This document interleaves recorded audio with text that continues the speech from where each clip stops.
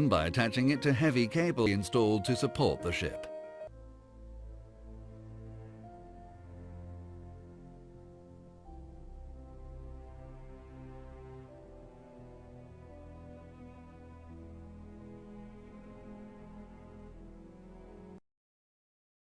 So that it could be made into an artificial reef about 2 years ago, and it's been under preparation since then.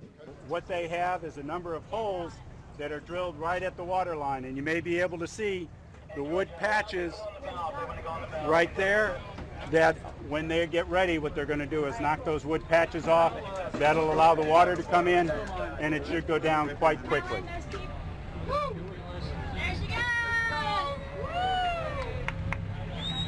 Right up.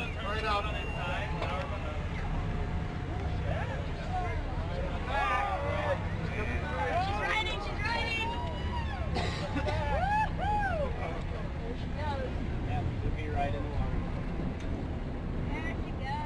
Miami-Dade County's reef system, while in relatively good condition,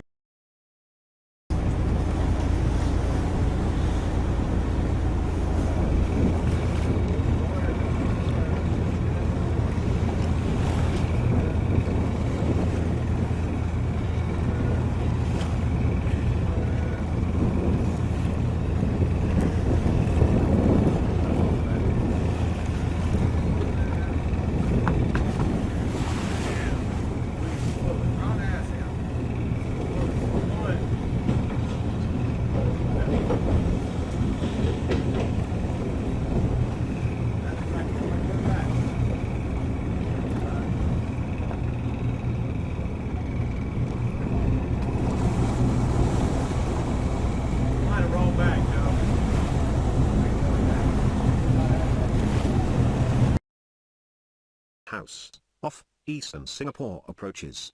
Another vessel XYZ Discovery was westbound, towards the separation scheme, on course 224, speed 18 knots. From 0745 hours, heavy A, BC, S replies, we are going to north. After a minute again, XYZ calls. I am now 1 mile from you. Hyundai Discovery maintains same course and speed, A, BC, which is now on heading 348 degree, changes over to manual steering, and puts wheel hard over to port, and telegraph on stop. After half a minute, both vessels collide. The stem of A, BC, hits, number 2, wing tank, port side of XYZ. Both vessels sustain severe damages. There was no human casualty, or pollution. The larger vessel tried to stop, but it was too late. Shocked by the collision, the crews of both ships feared that the battered Margaret Jane might sink. We didn't feel that much, but when I see steam come out of the engine room, I knew then that we had a very serious problem. Sure enough, in only 2 minutes, half of the smaller ship is submerged. Most of the Margaret Jane's 18 fishermen scramble for life preservers and leap into the freezing ocean. Some aren't as fortunate. As the ship is swallowed by the ocean, it creates a whirlpool that pulls several of the helpless men under.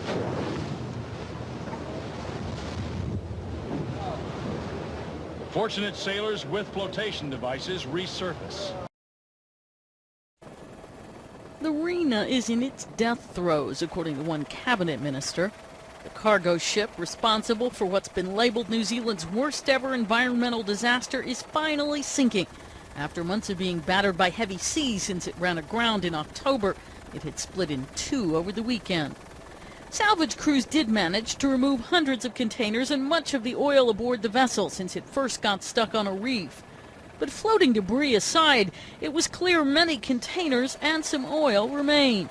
Maritime New Zealand said at least one boom has been put into place to try and keep any leaking oil from further fouling key beaches, and a wildlife response center is up and running once again to care for birds that may need rescuing. Volunteers will be out Wednesday looking for birds in trouble, and authorities are contacting people willing to help clean the shoreline as well.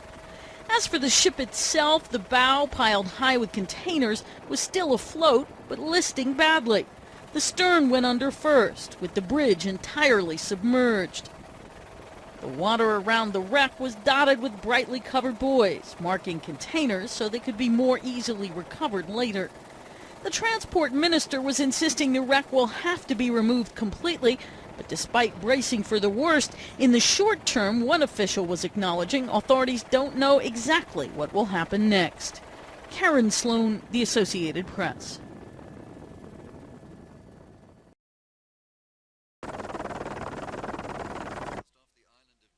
A protected environmental marine just off the Mediterranean Sea on the coast of Tuscany. A complete analysis. The 44,600 tons of the Concordia make this the largest and most complex recovery ever attempted. The first operation will be to prevent the ship from sliding